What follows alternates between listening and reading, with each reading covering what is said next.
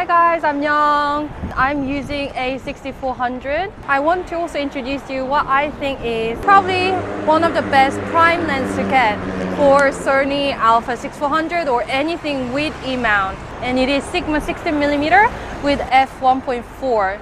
And the first reason is because it's such a wide angle. The plaza in front of Xiqu Centre is not very wide. As you can see, I can almost just about capture the entire building.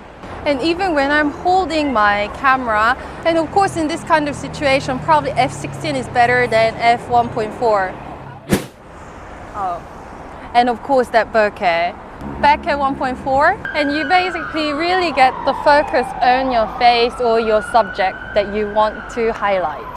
So this is indoor in a restaurant, and let's go for bokeh test.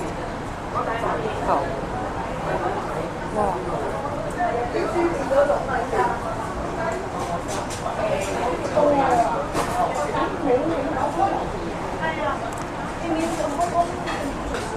Wow. Really nice.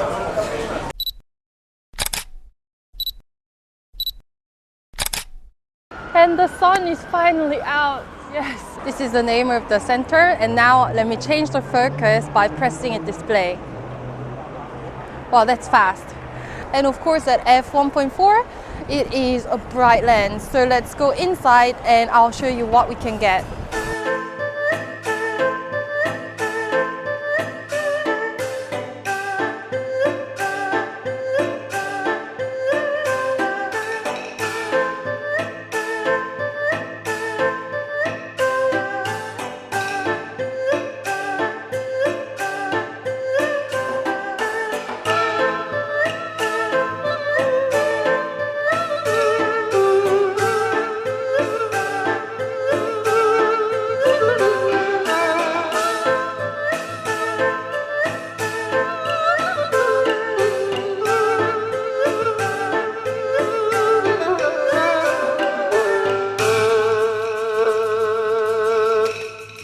And you might think, maybe without Sony OSS, the footage might be a little bit shaky.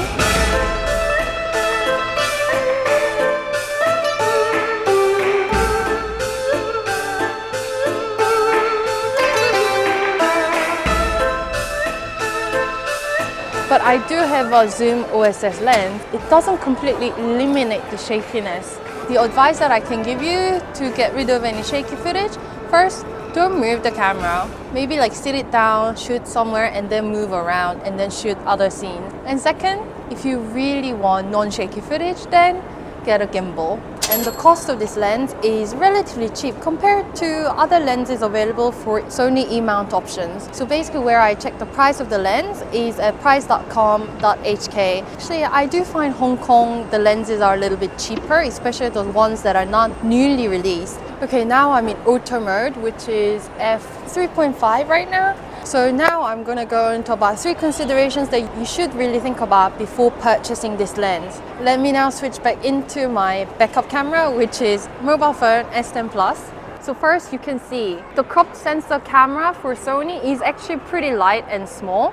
And look at the size of this lens.